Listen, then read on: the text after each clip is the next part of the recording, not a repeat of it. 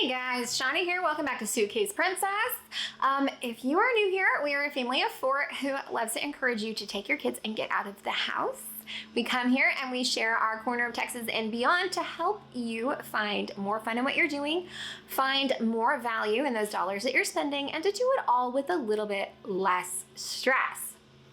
Today, I am here to share with you our very first trip to Vegas recap. Guys, before we go any further, please scroll down, hit the big red subscribe button, turn on the bell for notifications, and give this video a thumbs up. As always, you can find us right on down in the comments or over on Instagram at Suitcase Princess. Now, we do come here and we share about taking the kids and not being scared to get them out of the house. However, this was a mom and dad adults only trip. So, what happened, and everybody needs a friend like this. If you don't have one, get you one. My absolute bestie called one day and he found out that Garth Brooks, who we both mutually absolutely love, was opening up a Vegas residency. Now, it is not enough that this was happening. It happened to opening night on his birthday. So this became his absolute life's mission. This is the same way we wound up in Paris, to be honest with you. You got a friend who calls and says, hey, again, definitely something you should do. So we agreed we would take our husbands and we would head to Vegas for some fun Garth Brooks fun. Now, they have been to Vegas before, so they showed us a little bit of the ropes and gave us a little bit of like a good itinerary. And I do feel like this actually worked out really well. And his recommendation was that basically you have one night to go out and have some fun. And then your shows, however many of those there are, and then you go home. Like, you just don't want to stay too long. It's not a long-term place you want to stay, which I totally agree with. So, got tickets, made plans, and here is what happened. We flew Southwest, which you guys know is my absolute favorite airline all the time. And initially, when we booked our flights, it was so much more expensive that we were kind of pooling points and trying to figure it out. Well, as time went on, you can go in and you can actually modify your existing Southwest reservations so easily. You log into your account, there's a change cancel button to kind of down on the right of that little square. You change and you go search for the exact same flight. You search for the exact same flight and it will show you the price difference in dollars or points, a plus or minus, and ours kept dropping. So we did wind up saving so much more points on that. And they instantly are refunded right back to your account. So easy. So I think there was actually a promo code that we were able to apply. And what we did is we just canceled our initial booking and then rebooked. And it was significantly cheaper. And then even still, we saved money every time. It doesn't go down every time, but I check every Tuesday and every Wednesday when new deals are released, anytime we have an upcoming trip. And every chance I get, I will apply those savings right back to our account. So be sure that you're doing things like that. We did utilize my husband's kind of Plum Benefits Tickets at Work account, which I've talked about many times. You can actually save money on all kinds of hotels, event tickets, things like that through services like Tickets at Work or Plum Benefits, but also through your memberships, Costco, Sam's Club. They all have this kind of same, the platform looks almost exactly the same. So I'm sure it's all run by the same company somewhere on the backside.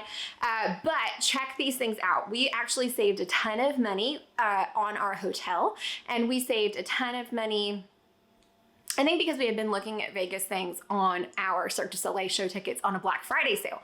So anytime that you can really apply those holiday sales, it can save you a ton of money as well. So we booked our hotel through the Plum Benefits site, and we booked the Luxor, which we knew that we wanted to be like on this strip.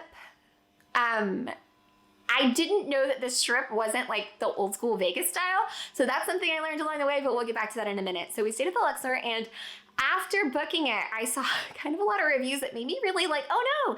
However, we had the best experience. Is it an older hotel? Yes, but like our room had been updated, which I thought was really great.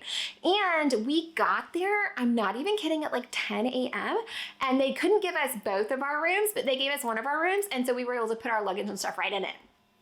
We were also there the following weekend. So we were like kind of the end of the week to Saturday, and we were there over some huge festival they always have, EDC, like Electric Daisy Carnival. I don't know. We saw some things, but they were anticipating really heavy crowds. So that was something else that happened there. Now, for the most part, we just walked around because the closest thing that I can liken this to is like a weird, as far as like the theming goes, it is like Disney for adults. So like if there's like a noodle restaurant, there's 3 giant pandas sitting outside. If there is like any way that they could possibly rope in a theme, like our hotel was Luxor, which is Egyptian themed, and like inside there's like an obelisk and a sphinx. There's a sphinx outside, shaped like a freaking pyramid, like theme, insano, crazy theme, which I flippin' loved. Okay, absolutely love it. It was intense, it was crazy. I love that. It was so fun. Okay, we just walked around. So we walked through the shops, we walked everywhere. Our first day, we logged 30,000 steps. So it was like more than an average Disney day for me, which is like 25. So we just walk. I don't care what your outfit looks like. Put on them comfortable shoes, y'all. Comfortable shoes. Also, I'm the mom, so I'm the one who had the sanitizer all the time, and sunscreen is hot. It's hot. So hot. Okay, so keep that in mind. So we'd walk around all day, stop for food here or drinks there. So fun. Our first night, we just kind of hung out. We did our little bit of gambling, super entertaining, walking around, just gorgeous, stunning stuff everywhere. Okay, people everywhere, so fun. But it's definitely, because we started all of our days earlier than everybody else, because we're 2 hours ahead on our time. So our days would start earlier than everybody else. It was so nice because there was like nobody out. Okay, so that was a really enjoyable part of that. And then as like the later nights happened, it was like crazy wall to wall people. So our first night, we just kind of hung out. Our second night was the concert, which was amazing. And the coolest thing happened, they actually have these, they're called Yonder pouches. And you go in and you have to put your phone in this pouch, okay? And it locks. If you want to use your phone after that, you have to go to a special designated area where they unlock it. And then at the end of the night, they unlock them. It was so nice having a phone-free experience. I didn't have to see somebody's screen blocking my view. It was so nice. And he went on for like 2.5 hours. It was amazing. So fun.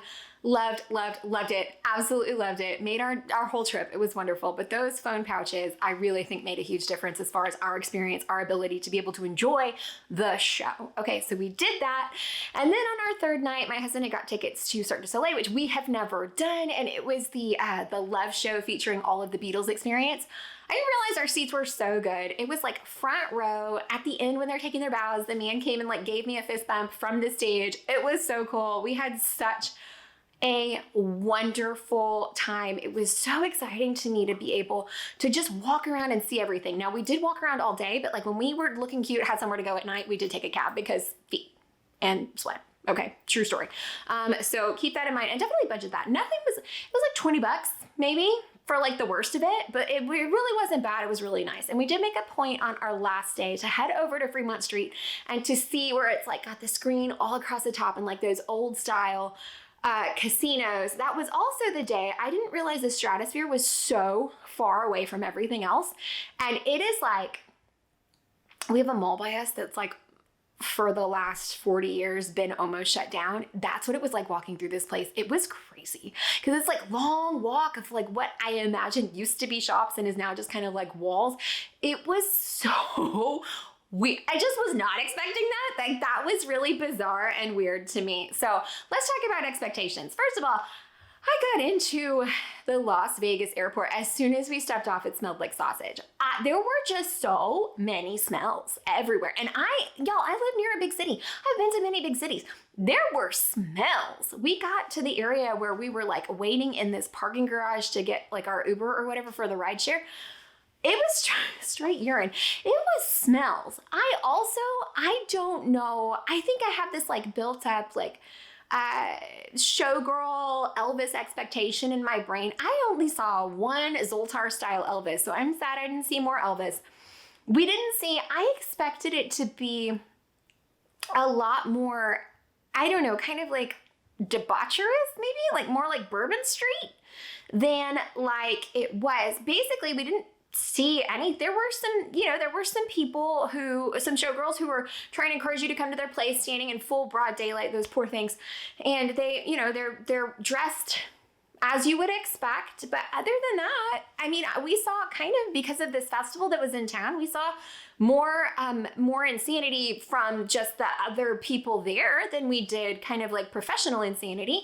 And then there is a lot of homeless population in Vegas. I also did not expect that. So that was really eye-opening. I'm glad we got to go. I'm glad we got to go see everything, but it wasn't quite, I don't know what I was expecting. But it was genuinely a really good time. I am so glad that we got to do it.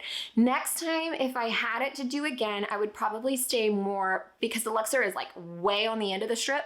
I would probably shoot for staying more central strip, just so everything's a little easier to get to because I walk so much. But it was fun. It was so fun. I am so glad that we got to do it. We checked all of our boxes and it was just a wonderful experience. So huge shout out to my bestie who was like, hey, we're doing this. And then we did this and it was, hey, awesome. So wonderful, great time. But those are my thoughts. My husband and I's very first trip to Las Vegas. So it was fun. Other than that, guys, I hope that you found this helpful, entertaining, or informative. If you did, please scroll down, hit that big red subscribe button, turn on the bell for notifications, and give this video a thumbs up. As always, you can find us right on down in the comments or over on Instagram at Suitcase Princess. Let me know your thoughts on Vegas. Was it what you're expecting? Was it not? How'd you feel about it? Bye, guys.